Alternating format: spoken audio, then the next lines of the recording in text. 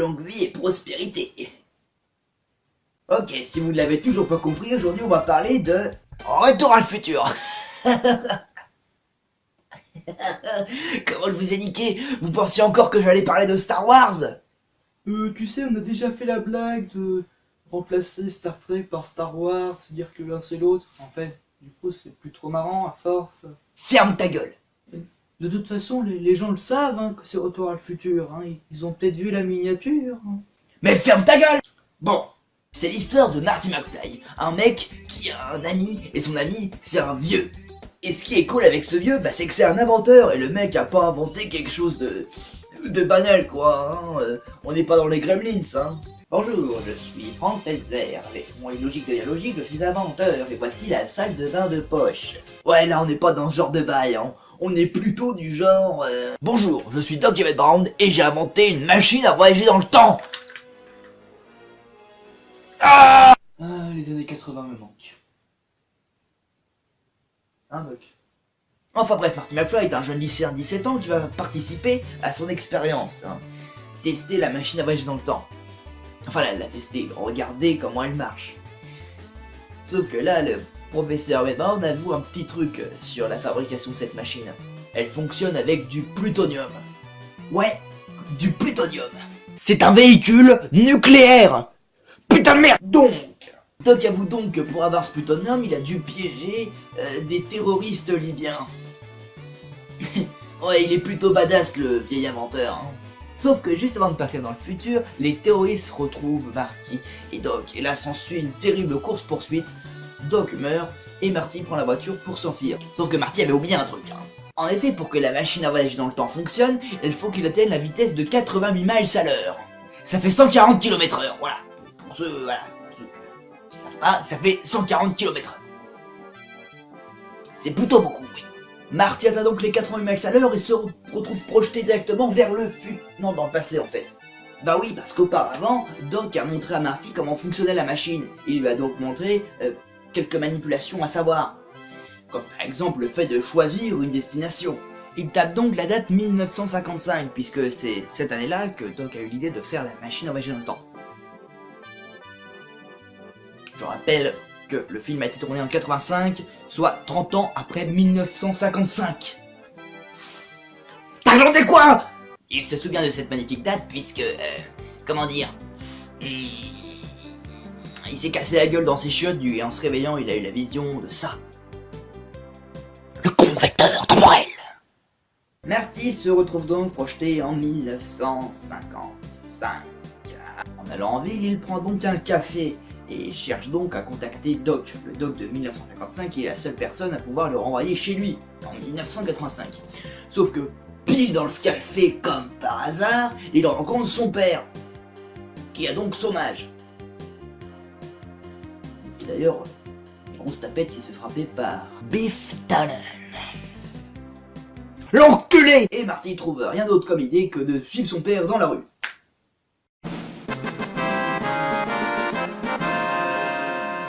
Et alors que son père allait avoir un accident de voiture, Marty le pousse donc brusquement sur le côté pour pas qu'il se prenne la voiture, et donc du coup, c'est lui qui s'est pris la bagnole dans la gueule.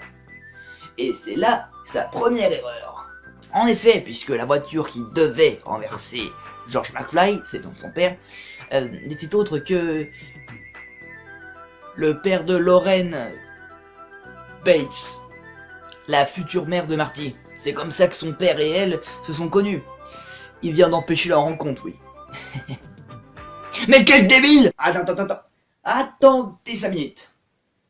Ça fait à peine 10 minutes que Marty est arrivé en 1955 et il vient déjà de bousculer la réalité en annulant son existence.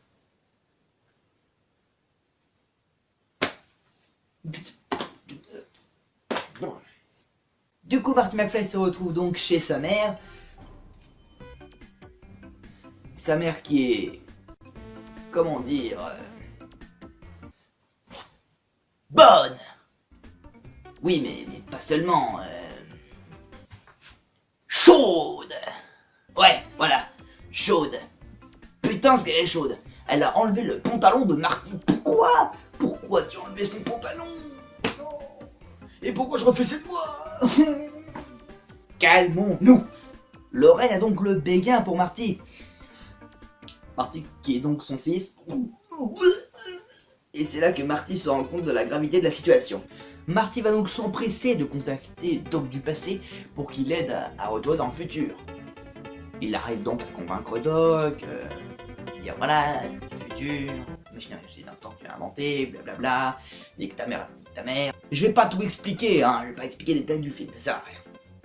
Donc, Marty va donc trouver une solution pour remettre ses parents ensemble pendant que Doc réfléchit à l'idée de comment il pourrait renvoyer Marty dans le futur. Et c'est à présent le moment technique. En fait, la voiture qui fonctionne au nucléaire a besoin de 2,21 gigawatts d'électricité nécessaire afin de projeter la voiture dans le temps. 2,21 gigawatts d'électricité est égal à la foudre. C'est hyper chiant, putain! Donc, vous l'aurez compris, Marty McFly doit rester en 1955 pendant une semaine, ce qui lui laisse largement le temps de remettre ses parents ensemble. Marty McFly va donc utiliser toutes les techniques possibles pour que George McFly envisage de draguer Lorraine. Il fait même des mélanges entre Star Wars et Star Trek, quoi. Je suis Dark Vador, je viens de la planète Vulcain. Allô? Non mais nous, on n'est pas comme ça, nous. On ferait pas non plus des blagues sur Star Wars et Star Trek en confondant les deux, quoi. On n'est pas comme ça, nous. Hein? Bande d'enculés! Bref, nous voilà donc une semaine plus tard. Le plan de Marty a fonctionné puisque Lorraine McFly sort avec Marty pour la fameuse soirée de la féerie d'ensemble des sirènes. Voilà, c'est la soirée dans laquelle son père et sa mère se sont embrassés pour la première fois. Et elle y va avec son fils, putain! Mais bon, Marty a un plan très ingénieux. Pendant qu'il sera garé sur le parking avec Lorraine, il va essayer de violenter sexuellement sa mère. Et c'est à ce moment-là que George McFly, doit venir dans la voiture pour dire « Hé, connard, tire tes sales paluches de là ou je me fâche !»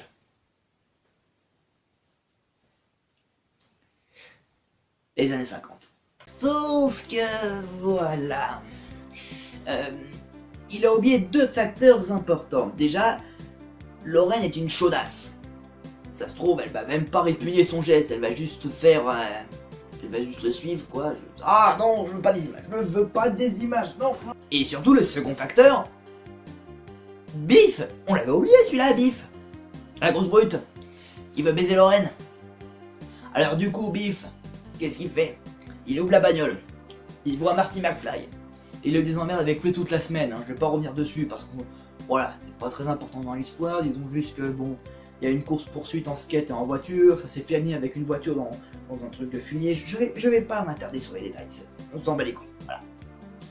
Voilà, ça a beau être mon film préféré, faut qu'on speed les mecs. Biff arrive donc avant George, et voit que Marty se tape Lorraine. Clac! Hé connard! Mais tu baisses ta mère? Génial, j'arrive.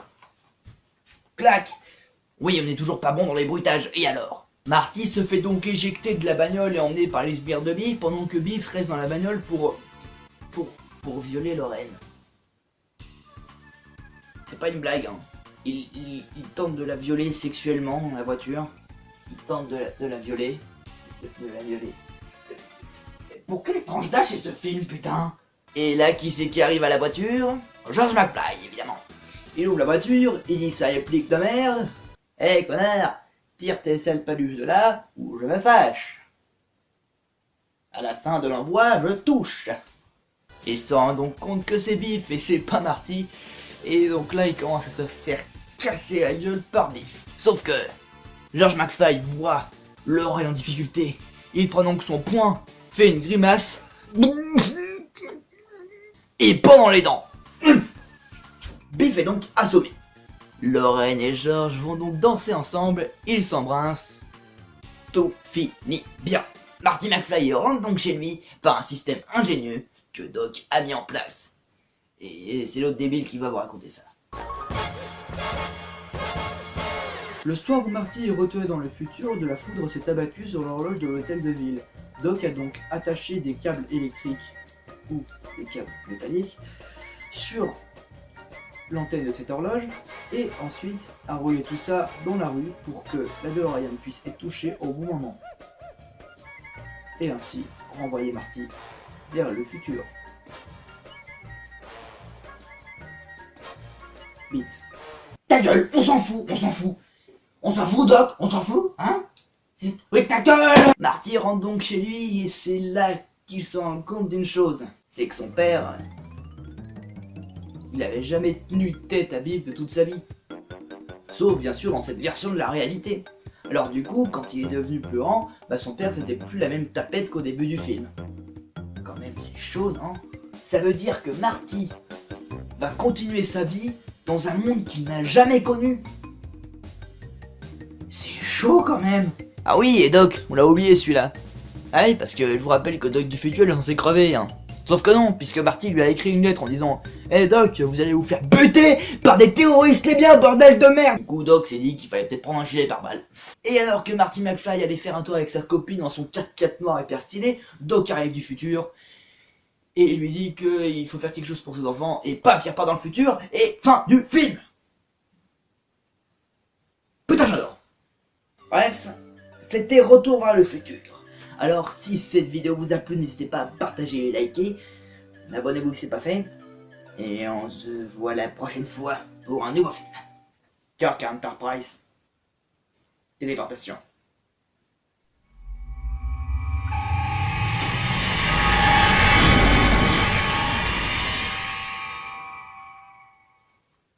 Nom de Zeus!